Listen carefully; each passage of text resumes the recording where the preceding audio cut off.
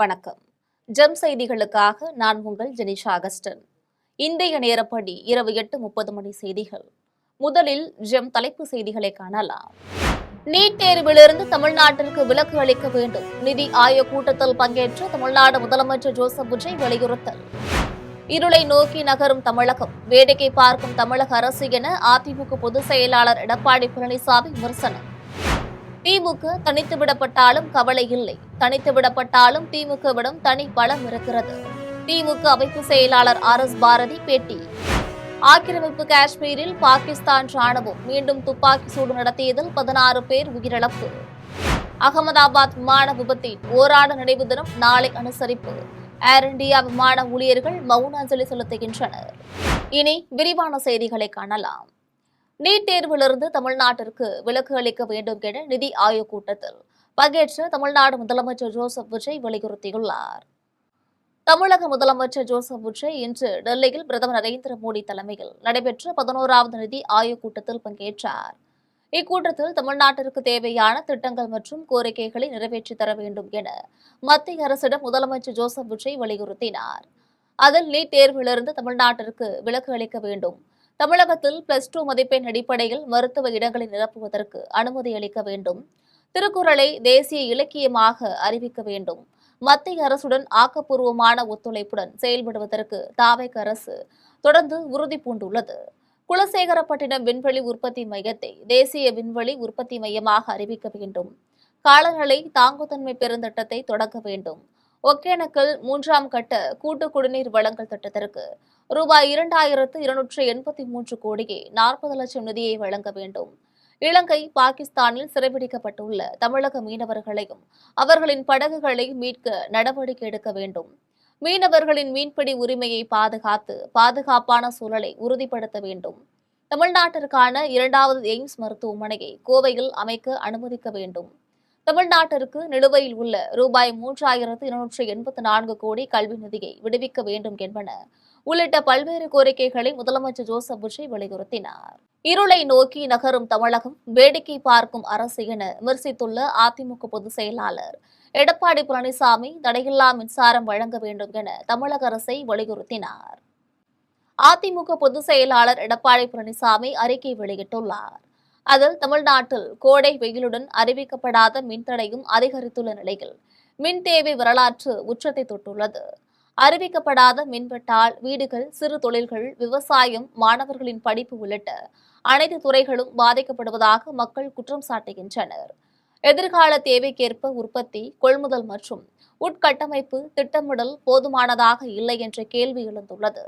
மாவட்ட வாரியாக தரவுகள் வெளியிடுதல், நீண்டகால திட்டங்கள் உள்ளிட்டவற்றை மக்கள் வலியுறுத்துகின்றனர் என்றும், கடந்த சில வாரங்களாக தமிழகத்தின் பல நகரங்கள், கிராமங்கள் மற்றும் புறநகர் பகுதிகளில் மின்சாரம் போனது இன்னும் வரவில்லை என்று மக்கள் அதிகமாக உச்சரிக்கும் வாக்கியம் இதுதான் என்றும் எடப்பாடி பழனிசாமி தெரிவித்துள்ளார். மேலும் சென்னை முதல் கன்னியாகுமரி வரை இரவு 11 மணிக்கு மின்தடையால் குழந்தைகள் தூங்க முடியவில்லை, ஆன்லைன் தொழில்கள் பாதிப்பு, சிறு தொழிற்சாலைகள் இயங்கவில்லை, விவசாய பம்ப் செட் மோட்டார்கள் இயக்க முடியவில்லை என பல்வேறு புகார்கள் தொடர்ந்து குவிந்து வருகின்றன என்றும், இதற்கு மின்சாரத்துறை அமைச்சர் பியூஷ் கேரியர் திருட்டு என விளக்கம் அளிக்கிறார். ஆனால் தமிழகம் முழுவதும் ஒரே நேரத்தில் பியூஷ் கேரியர் திருட்டு போனதா என மக்கள் கேள்வி கேட்டுள்ளனர் எனவும் எடப்பாடி பழனிசாமி தெரிவித்தார். மேலும் தற்போதைய பொய்க்கால் குதிரை அரசு கடந்த ஆட்சியின் மீட்சியாகவே இருக்கிறது என்பதற்கு பல உதாரணங்களை சொல்லலாம் என்றும், குறிப்பாக கடந்த ஆட்சியில் மின்தடை ஏற்படும் போதெல்லாம் அதற்கு அணில்கள் காரணம் என்று சொல்லப்பட்டது. தற்போதைய அணில் குஞ்சுகள் ஆட்சியில் பியூஷ் கேரியர் திருட போவதுதான் காரணம் என்று சொல்லப்படுகிறது. இதுபோன்ற சால்சாப்பு பேச்சுக்களை கைவிட வேண்டும் என்றும் அதிமுக பொதுச் செயலாளர் எடப்பாடி பழனிசாமி தெரிவித்துள்ளார். திமுக தனித்து விடப்பட்டாலும் கவலை இல்லை என்றும், தனித்து விடப்பட்டாலும் திமுகவிடம் தனி பலம் இருக்கிறது என்றும் சென்னை அண்ணா அறிவாலயத்தில் திமுக அமைப்பு செயலாளர் RS பாரதி தெரிவித்துள்ளார். சென்னை அண்ணா அறிவாலயத்தில் திமுக அமைப்பு செயலாளர் RS பாரதி செய்தியாளர்களை சந்தித்து பேசினார். அப்போது கம்யூனிஸ்ட் கட்சியின் தோழர்கள் 10 ஆண்டுகளுக்கு மேலாக கூட்டணியில் இருந்தனர் என்றும், 10 ஆண்டு காலம் திமுகவோடு இணைந்து பணியாற்றியதற்கு திமுக அவர்களுக்கு நன்றி தெரிவித்துக் கொள்கிறது எனவும் அமைப்பு செயலாளர் RS பாரதி தெரிவித்தார்.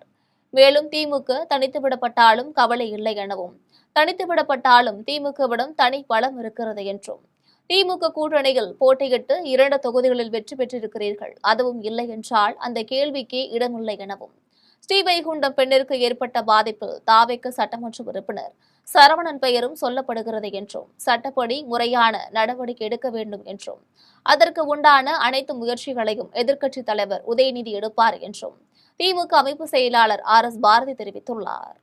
ஆக்கிரமிப்பு காஷ்மீரில் பாகிஸ்தான் ராணுவம் மீண்டும் துப்பாக்கி சூடு நடத்தியதில் 16 பேர் உயிரிழந்தனர். பாகிஸ்தான் ஆக்கிரமிப்பு காஷ்மீரில் நடைபெற்ற போராட்டத்தின் போது போராட்டக்காரர்கள் மீது பாகிஸ்தான் ராணுவம் துப்பாக்கி சூடு நடத்தியது. இந்த துப்பாக்கி சூட்டில் 16 பேர் உயிரிழந்ததுடன் 37 பேர் படுகாயமடைந்துள்ளனர். அடிப்படை உரிமைகள் வழங்க வேண்டும் என்ற கோரிக்கையுடன் பொதுமக்கள் அமைதியான முறையில் போராட்டத்தில் ஈடுபட்டனர். அப்போது போராட்டக்காரர்கள் மீது ராணுவம் துப்பாக்கி சூடு நடத்தியதில் அங்கு பதற்றமான சூழல் ஏற்பட்டதாகவும், இந்த மோதலில் 16 பேர் உயிரிழந்ததாகவும் முதல்கட்ட தகவல்கள் வெளியாகியுள்ளது. ராவலகோட்டில் நடைபெற்ற போராட்டத்தில் 70,000 பேர் கலந்து கொண்டு பாகிஸ்தானின் ஆக்கிரமிப்பு மற்றும் கொள்கைகளுக்கு எதிராக முழக்கங்களை எழுப்பினர். மேலும் கடந்த செவ்வாய்க்கிழமை பாதுகாப்பு படைகளுடனான மோதல்களில் உயிரிழந்த 30 பேருக்கும் காயமடைந்த 200 பேருக்கும் நீதி கோரியும் போராட்டக்காரர்கள் வலியுறுத்தினர். இந்த நிலையில்தான் போராட்டக்காரர்கள் மீது துப்பாக்கி சூடு நடத்தப்பட்டது. கடந்த 2 நாட்களில் நடைபெற்ற துப்பாக்கி சூட்டில் 46 பேர் உயிரிழந்திருப்பது சர்வதேச சமூகங்கள் மத்தியில் கவலையை ஏற்படுத்தி வருகிறது. அகமதாபாத் விமான விபத்தின் ஓராண்டு நினைவு தினத்தை முன்னிட்டு ஜூன் 12ஆம் தேதியான நாளை ஏர் இந்தியா விமான ஊழியர்கள் 2 நிமிடங்கள் மௌன அஞ்சலி செலுத்த உள்ளனர். குஜராத் மாநிலம் அகமதாபாத்தில் உள்ள சர்தார் வல்லபாய் பட்டேல் சர்வதேச விமான நிலையத்திலிருந்து லண்டனுக்கு கடந்த ஆண்டு ஜூன் மாதம் 12ஆம் தேதி புறப்பட்ட விமானம் பறக்க தொடங்கிய சில நிமிடங்களில் அருகிலிருந்த PJ மருத்துவக் கல்லூரி விடுதி கட்டிடத்தில் விழுந்து விபத்துக்குள்ளானது. விமானம் வெடித்து சிதறியதில் அதில் இருந்த 241 பேரும் மருத்துவக் கல்லூரி விடுதியில் இருந்த 5 MBBS மாணவர்களும் பொதுமக்கள் 14 பேர் என மொத்தமாக 260 பேர் உயிரிழந்தனர். விஸ்வாஸ்குமார் என்கின்ற பயணி மட்டும் அதிர்ஷ்டவசமாக உயிர் தப்பினார். உயிரிழந்தவர்களின் உடல்களில் அடையாளம் காண முடியாத அளவுக்கு தீயில் கருகி உருக்குலைந்திருந்ததால் DNA சோதனை மூலம் அவர்களின் உடல்கள் அடையாளம் காணப்பட்டு உறவினர்களிடம் ஒப்படைக்கப்பட்டது.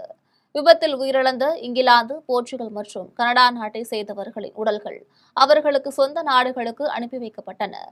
இந்த நிலையில் அகமதாபாத் விமான விபத்தின் ஓராண்டு நினைவு தினத்தை முன்னிட்டு ஜூன் 12ஆம் தேதியான நாளை ஏர் இந்தியா விமான ஊழியர்கள் 2 நிமிடங்கள் மௌன அஞ்சலி செலுத்த உள்ளனர். இது தொடர்பாக அந்நிறுவனத்தின் தலைமை அலுவலகம் தனது ஊழியர்களுக்கு மின்னஞ்சல் அனுப்பியுள்ளது. மதுரை மீனாட்சி அம்மன் திருக்கோவில் கும்பாபிஷேக விழாவிற்கான கட்டுமான பணிகள் 90% நிறைவடைந்துள்ளது என்றும், திட்டமிட்டபடி கும்பாபிஷேகம் நடைபெறும் என்றும் இந்து சமய அறநிலைத்துறை அமைச்சர் ரமேஷ் தெரிவித்தார். மதுரை மீனாட்சி அம்மன் திருக்கோவிலில் இந்து சமய அறநிலையத்துறை அமைச்சர் ரமேஷ் திடீரென்று ஆய்வு மேற்கொண்டார். ஆய்வு செய்த பின்னர் செய்தியாளர்களை சந்தித்து பேசினார். அப்போது மதுரையில் புகழ்பெற்ற மீனாட்சி அம்மன் கோவிலில் 3 மாதங்களில் கும்பாபிஷேக விழா நடைபெற உள்ளது எனவும், அதற்கான பணிகள் எந்த அளவிற்கு நிறைவடைந்திருக்கிறது என ஆய்வு செய்தேன் என்றும், கும்பாபிஷேக விழாவிற்கான கட்டுமான பணிகள் 90% நிறைவடைந்துள்ளது என்று அமைச்சர் ரமேஷ் தெரிவித்தார். இதனிடையே இதுவரைக்கும் எத்தனை ஊழல்களை கண்டுபிடித்துள்ளீர்கள் என்றும், அனைத்து சாதியினரும் அர்ச்சகராகலாமா என்றும் செய்தியாளர்கள் கேள்வி கேட்டதற்கு இந்து சமய அறநிலைத்துறை அமைச்சர் ரமேஷ் பதிலளிக்காமல் சென்றுவிட்டார். நாகர்கோவில் அடுத்த பெருவிளையில் 2 வீடுகளில் கொள்ளையில் ஈடுபட்டுள்ள மர்ம நபர்களை ஆசாரிப்பள்ளம் காவல்துறையினர் தேடி வருகின்றனர். கன்னியாகுமரி மாவட்டம் நாகர்கோவில் அடுத்த பெருவிளையில் இஸ்லாமியர் தெருவில் அலிகுரேஸ், இப்ராஹிம் ஆகியோர் வசித்து வருகின்றனர். இந்நிலையில் இவர்கள் வெளியே சென்றிருந்த நிலையில் கொள்ளையர்கள் 2 வீடுகளில் பூட்டை உடைத்து உள்ளே சென்று கொள்ளையில் ஈடுபட்ட போது ஒரு வீட்டில் பொருள்கள் ஏதும் இல்லாததால் மற்றொரு வீட்டில் 2.5 சவரன் தங்க நகையை திருடி சென்றனர். வீட்டிற்கு வந்த அலிகுரேஷ் மற்றும் இப்ராஹிம் ஆகியோர் ஆசாரிப்பள்ளம் காவல் நிலையத்தில் ஒரு வீட்டில் 15 சவரன் தங்க நகை திருடு போனதாகவும், மற்றொரு வீட்டில் 2.5 சவரன் தங்க நகை திருடு போனதாகவும் புகார் அளித்தனர். புகாரின் பேரில் காவல்துறையினர் சம்பவ இடத்திற்கு சென்று 2 வீடுகளையும் சோதனை செய்தபோது 15 சவரன் திருடு போனதாக தெரிவித்திருந்த வீட்டில் கொள்ளையர்கள் வீசிய துணி மூட்டையில் 15 சவரன் தங்க நகையை கண்டெடுத்தனர்.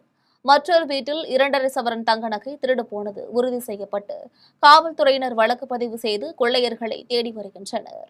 செங்கம் அரசு மருத்துவமனை மற்றும் நோயாளிகளுக்கு உணவு தயாரிக்கும் இடத்தை செங்கம் தொகுதி அதிமுக சட்டமன்ற உறுப்பினர் TS வேலு ஆய்வு செய்தபோது அழுகிய காய்கறிகளால் சமையல் செய்திருந்ததை கண்டுபிடித்து சமையல் ஒப்பந்ததாரரை எச்சரித்தார். திருவண்ணாமலை மாவட்டம் செங்கம் அரசு தலைமை மருத்துவமனையில் சுற்றுவட்டார பகுதிகளைச் சேர்ந்த 1000க்கும் மேற்பட்ட நோயாளிகள் நாள்தோறும் சிகிச்சை பெற்று செல்கின்றனர். இந்நிலையில் அரசு மருத்துவமனைகளில் நோயாளிகளுக்கு வழங்கும் உணவு தரமற்றதாக இருப்பதாக எழுந்த நிலையில் செங்கம் தொகுதி அதிமுக சட்டமன்ற உறுப்பினர் TS வேலு திடீரென்று செங்கம் அரசு மருத்துவமனையை ஆய்வு செய்தார். அப்போது மருத்துவமனைகளின் சுகாதாரம் குறித்தும் நோயாளிகளுக்கு அளிக்கப்படும் சிகிச்சை முறைகள் குறித்தும் மருத்துவர்களிடம் கேட்டறிந்தார். அதனைத் தொடர்ந்து நோயாளிகளுக்கு உணவு அளிக்கும் கூடத்தை ஆய்வு மேற்கொண்ட போது அழுகிய காய்கறிகளாலும் மிளகாய் பொடிக்கு பதிலாக கேசரி பவுடர் சேர்த்து சமையல் செய்ததையும் சட்டமன்ற உறுப்பினர் TS வேலு கண்டுபிடித்தார். இதனைத் தொடர்ந்து ஒப்பந்ததாரரிடம் அழுகிய காய்கறிகளை கொண்டு நோயாளிகளுக்கு சமையல் செய்தது தவறு எனவும் இதுபோன்ற தவறுகள் மறுபடியும் நடக்கக்கூடாது எனவும் அப்படி ஒருவேளை நடந்தால் ஒப்பந்தம் ரத்து செய்யப்பட்டு வேறு ஒருவருக்கு ஒப்பந்தம் அளிக்கப்படும் எனவும் எச்சரிக்கை விடுத்தார். ஜெயங்கொண்டம் அருகே தாப்பலூரில் மும்முனை மின்சாரம் தட்டுப்பாட்டால் 5000 ஏக்கரில் கருகிய பயிர்களுக்கு அரசு நஷ்டஈடு வழங்க வேண்டும் என வலியுறுத்தி 300க்கும் மேற்பட்ட விவசாயிகள் காய்ந்த பயிர்களுடன் சாலை மறியல் போராட்டத்தில் ஈடுபட்டனர். அரியலூர் மாவட்டம் ஜெயங்கொண்டம் அடுத்த தாப்பலூர் ஒன்றியம் டெல்டா பகுதியாக விளங்கி வருகிறது. இப்பகுதியில் பிரதான தொழிலாக சம்பா மற்றும் குறுவையில் விவசாயிகள் நெல் சாகுபடி செய்து வருகின்றனர். இந்நிலையில் கடந்த சில மாதங்களுக்கு முன்பு காரி பருவத்தில் 10,000 ஏக்கரில் விவசாயிகள் குறுவை சாகுபடி செய்தனர். குறிப்பாக தாப்பலூர், தாதம்பேட்டை, குறிச்சி, இடங்கண்ணி, அன்னக்காரன்பேட்டை, தென்கட்சி பெருமாள், நத்தம், கோடாலி, கருப்பூர், சோளமாதேவி உள்ளிட்ட 20க்கும் மேற்பட்ட கிராமங்களில் கடந்த 15 தினங்களாக மும்முனை மின்சாரம் தட்டுப்பாடு காரணமாக விவசாய நிலங்களுக்கு பாய்ச்ச வேண்டிய தண்ணீர் முறைப்படி சென்று சேராததால் விவசாய நிலங்கள் காய்ந்து கருகி நெற்பயிர்கள் முழுவதும் பாதிப்புக்குள்ளாகிவிட்டுள்ளது. இதுகுறித்து வேளாண் துறை மற்றும் மின்சாரத்துறை அதிகாரியிடம் தெரிவித்தும் இதுவரை மும்முனை மின்சாரம் முறையாக வழங்கவில்லை என விவசாயிகள் குற்றம் சாட்டினர். இதனால் பாதிக்கப்பட்ட விவசாயிகள் 300க்கும் மேற்பட்டோர் ஒன்று திரண்டு நெற்பயிர்களுடன் தாப்பலூர் கடைவீதியில் மறியல் போராட்டத்தில் ஈடுபட்டனர். அப்போது மும்முனை மின்சாரம் தட்டுப்பாட்டால் 5000 ஏக்கரில் பயிரிடப்பட்ட நெற்பயிர்கள் கருகியதற்கு ஏக்கருக்கு அரசு 40,000 நஷ்டஈடு வழங்க வேண்டும் என வலியுறுத்தினர். அரசு நடவடிக்கை எடுக்கவில்லை என்றால் அடுத்த கட்டமாக மாவட்ட ஆட்சியர் அலுவலகம் முன்பு ஆயிரக்கணக்கான விவசாயிகள் திரட்டி குடும்பத்துடன் தீக்குளித்து போராட்டம் நடத்தப் போவதாக விவசாயிகள் எச்சரித்தனர். தமிழகத்தில் உள்ளாட்சி தேர்தலை மையப்படுத்தி லட்சிய ஜனநாயக கட்சி நகர்வு இருக்கும் என்று திருப்பூரில் நடைபெற்ற ஆலோசனைக் கூட்டத்தில் கட்சியின் மாநில பொதுச் செயலாளர் நெல்லை ஜீவா தெரிவித்துள்ளார். திருப்பூர் மாவட்டம் பிச்சம்பாளையம் பகுதியில் உள்ள தனியார் மஹாலில் டாக்டர் எஸ். கண்ணன், சுப்பிரமணி ஆகியோர் ஏற்பாட்டில் லட்சிய ஜனநாயக கட்சியின் ஆலோசனைக் கூட்டம் நடைபெற்றது. கூட்டத்தில் மாநில பொதுச் செயலாளர் நெல்லை ஜீவா கலந்து கொண்டு சிறப்புரையாற்றினார். அவருக்கு கட்சி நிர்வாகிகள் பொன்னாடை அணிவித்து உற்சாக வரவேற்பு அளித்தனர். கூட்டத்தை தொடர்ந்து லட்சிய ஜனநாயக கட்சியின் மாநில பொதுச் செயலாளர் நெல்லை ஜீவா செய்தியாளர்களை சந்தித்து பேசினார். அப்போது ஏப்ரல் 27ஆம் தேதி தமிழகத்தில் லட்சிய ஜனநாயக கட்சி துவங்கப்பட்டது என்றும் கட்சி துவங்கியதிலிருந்து 4 லட்சத்திற்கும் மேற்பட்டோர் கட்சியில் இணைந்துள்ளனர் எனவும் மாவட்டந்தோறும் சென்று உறுப்பினர்களை சந்தித்து அவர்களுக்கு பொறுப்புகள் வழங்கப்பட்டு வருகிறது எனவும் அதன்படி திருப்பூர் மாவட்டத்தில் லட்சிய ஜனநாயக கட்சியின் உறுப்பினர்களுக்கு பொறுப்புகள் வழங்குவதற்கான ஆலோசனைக் கூட்டம் திருப்பூரில் நடைபெற்றது என்றும் தெரிவித்துள்ளார். மேலும் விரைவில் மாவட்டந்தோறும் அனைத்து பகுதிகளிலும் பொறுப்பாளர்களை நியமனம் செய்வதுதான் கட்சியின் இலக்கு எனவும் உள்ளாட்சி தேர்தலை மையப்படுத்தி கட்சியின் நகர்வு இருக்கும் எனவும் லட்சிய ஜனநாயக கட்சியின் மாநில பொதுச் செயலாளர் நெல்லை ஜீவா தெரிவித்தார். நிகழ்ச்சியில் பங்கேற்ற 150க்கும் மேற்பட்டோருக்கு மதிய உணவு வழங்கப்பட்டது. ஆரணி அருகே சாலையில் நின்றிருந்த டாடா ஏசி வாகனத்தின் மீது இருசக்கர வாகனம் மோதிய விபத்தில் இருசக்கர வாகனத்தில் சென்ற இளைஞர் சம்பவ இடத்திலேயே பரிதாபமாக உயிரிழந்தார். திருவண்ணாமலை மாவட்டம் ஆரணி நகர இந்திரா நகர் பகுதியைச் சேர்ந்த நவீன்குமார் என்பவர் தனது மனைவி தீபிகா மற்றும் 6 மாத குழந்தையுடன் வசித்து வந்தார்.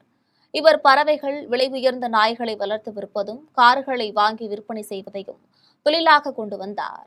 இந்நிலையில் நவீன்குமார் நண்பரின் துக்க நிகழ்வில் பங்கேற்ற பின்னர் ஆரணி செய்யாறு சாலையில் இருசக்கர வாகனத்தில் வந்தபோது எதிர்பாராத விதமாக சாலையோரமாக நின்றிருந்த டாடா ஏசி வாகனத்தின் பின்புறத்தில் இருசக்கர வாகனம் மோதியதில் நிலை தடுமாறி சாலையில் விழுந்த நவீன்குமார் தலையில் பலத்த காயமடைந்தார். உடனே அக்கம் பக்கத்தினர் ஓடி வந்து நவீன்குமாரை மீட்டு ஆம்புலன்ஸ் மூலமாக ஆரணி அரசு மருத்துவமனைக்கு அனுப்பி வைத்தனர். அங்கு பரிசோதித்த மருத்துவர்கள் நவீன்குமார் ஏற்கனவே இறந்துவிட்டதாக தெரிவித்தனர். இதனையடுத்து ஆரணி காவல்துறையினர் வழக்கு பதிவு செய்து விசாரித்து வருகின்றனர். அரசு பள்ளியிலேயே தனது மகளின் படிப்பை தொடர செய்த மானாமதுரை தொகுதியின் தாவேக்கு சட்டமன்ற உறுப்பினர் இளங்கோவனை பொதுமக்கள் பாராட்டுகின்றனர். திருப்புவனம் அடுத்த கொந்தகை கிராமத்தை சேர்ந்த இளங்கோவன் என்பவர் மானாமதுரை தனித்தொகுதியில் தமிழக வெற்றிக் கழகத்தின் சார்பில் போட்டியிட்டு சட்டப்பேரவை உறுப்பினராக தேர்ந்தெடுக்கப்பட்டார். இவருக்கு மனைவி ஜெயலட்சுமி, மகள் தேவமுத்ரா ஆகியோர் உள்ளனர். இந்நிலையில் அரகரம் கிராமத்தில் செயல்பட்டு வரும் ஊராட்சி ஒன்றிய தொடக்கப் பள்ளியில் 5ஆம் வகுப்பு முடித்த தன்னுடைய மகள் தேவமுத்ராவை சட்டமன்ற உறுப்பினரான பின்னரும் சிபிஎஸ்இ பள்ளிகளில் சேர்க்காமல் திருப்புவனத்தில் செயல்பட்டு வரும் அரசு பெண்கள் மேல்நிலைப் பள்ளியிலேயே 6ஆம் வகுப்பில் தன்னுடைய மகளை சேர்த்து கல்வியை தொடர செய்து அரசு பள்ளிகளின் மீது மக்களின் பார்வையை திருப்பிய சட்டமன்ற உறுப்பினர் இளங்கோவனை அனைவரும் பாராட்டுகின்றனர்.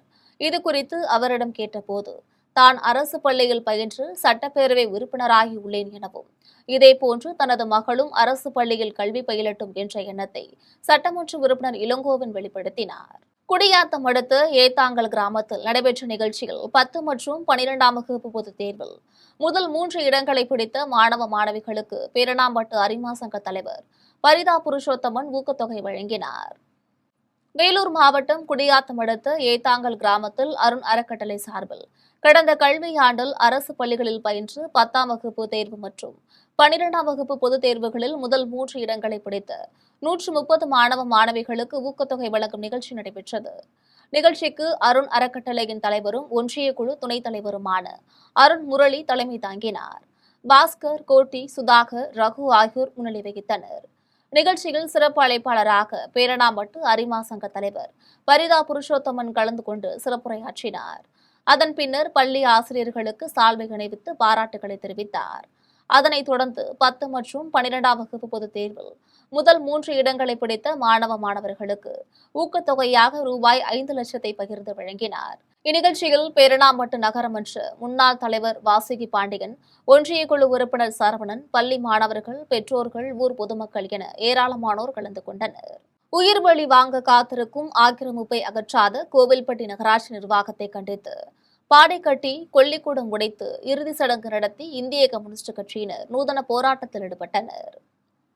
தூத்துக்குடி மாவட்டம் கோவில்பட்டி நகராட்சி நிர்வாகத்தை கண்டித்து கோவில்பட்டி பயனீர் விடுதி முன்பு இந்திய கம்யூனிஸ்ட் கட்சியினர் ஒரு பொம்மையை பாடை கட்டி மேலதாளங்கள் முழங்க ஊர்வலமாக சென்று கொல்லிக்கூடம் உடைத்து இறுதி சடங்கு நடத்தி ஆர்ப்பாட்டத்தில் ஈடுபட்டனர்.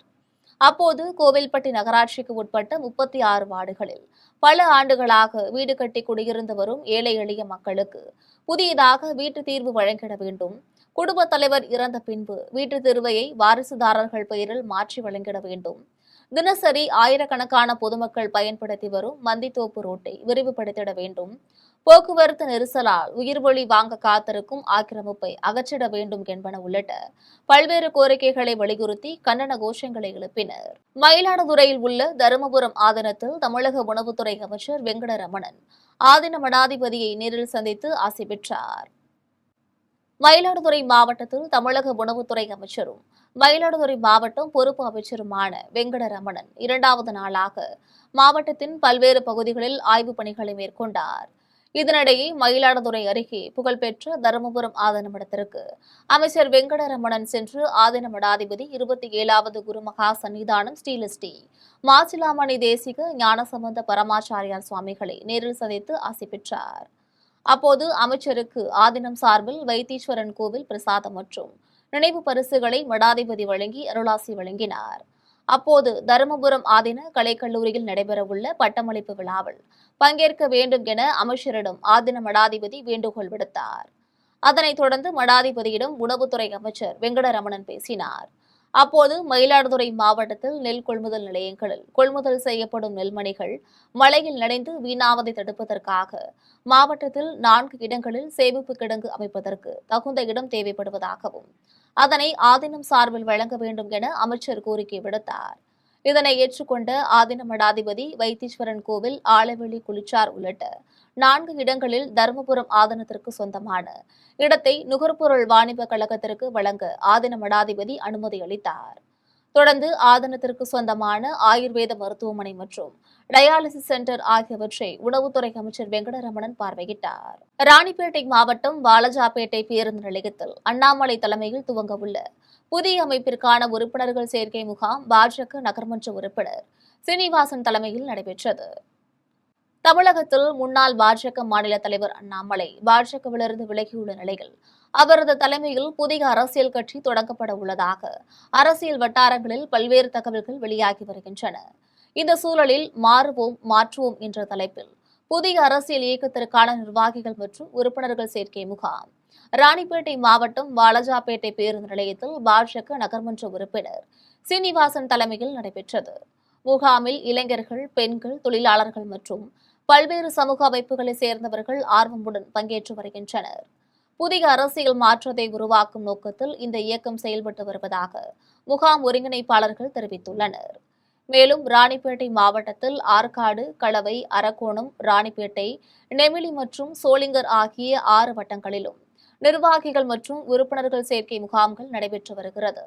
சமூகத்தில் செல்வாக்கும் மக்கள் ஆதரவும் பெற்ற மெட்ராத்தி ஊராட்சிக்கு உட்பட்ட ஆர்ஜி புதூர் ஜமீன்தார் விஜயகுமார் மற்றும் ராஜேஷ்குமார் ஆகியோரை தமிழக வெற்றிக் கழகத்தினர் மரியாதை நிமித்தமாக சந்தித்துள்ளனர்.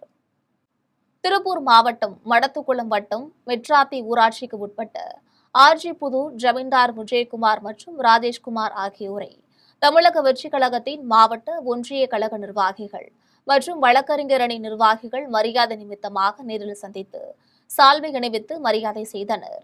இந்த சந்திப்பை தொடர்ந்து ஆர்ஜி புதூர் ஜமீன்தார் விஜயகுமார் மற்றும் ராஜேஷ்குமார் ஆகியோர் தமிழக வெற்றிக் கழகத்தில் இணையுள்ளனரா என்றும், சமூகத்தில் செல்வாக்கும் மக்கள் ஆதரவும் பெற்ற ஆர்ஜி புதூர் ஜமீன்தார் தமிழக வெற்றிக் கழகத்தில் இணைந்தால் கட்சிக்கு மேலும் பலம் சேர்க்கும் என்றும் அப்பகுதி மக்களிடையே பரவலாக பேசப்பட்டு வருகிறது. தமிழகத்தில் காவிரி டெல்டா மாவட்டங்கள் மிகுந்த வறட்சியாக உள்ள நிலையில் மேகதாதுவில் அணை கட்டியே தீருவோம் என கர்நாடக முதலமைச்சர் டி.கே. சிவக்குமார் தெரிவித்ததை கண்டித்து மன்னார்குடியில் மகளிர் அமைப்பினர் கும்மியடித்து கண்டன ஆர்ப்பாட்டத்தில் ஈடுபட்டனர். கர்நாடகாவில் மேகதாது அணை கட்டுவதற்கு மத்திய அரசு அனுமதி கொடுத்துள்ள நிலையில் தமிழக அரசிடம் அனுமதி கேட்க மாட்டோம், காவிரியின் குறுக்கே மேகதாது அணையை கட்டியே தீருவோம் என கர்நாடக முதலமைச்சர் டி.கே. சிவக்குமார் தெரிவித்ததை கண்டித்து தமிழகம் முழுவதும் டெல்டா மாவட்ட விவசாயிகள் கர்நாடக அரசு கண்டித்து பல்வேறு கட்ட போராட்டத்தில் ஈடுபட்டு வருகின்றனர்.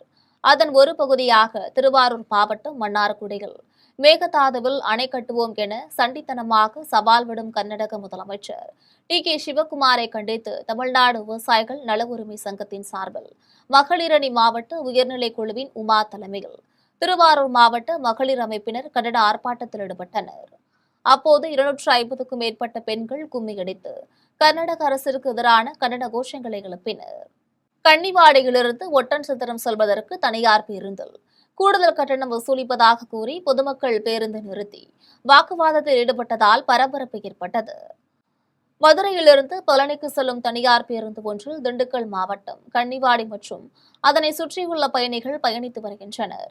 இந்நிலையில் கன்னிவாடியிலிருந்து ஒட்டன்சத்திரம் செல்வதற்கு ரூபாய் 20 கட்டணமாக வசூலித்து வரும் நிலையில் தனியார் பேருந்து நடத்துனர் பயணிகளிடம் கூடுதலாக ரூபாய் 5 சேர்த்து 25 ரூபாய் கட்டணம் வசூலிப்பதாக பயணிகள் குற்றம் சாட்டினர்.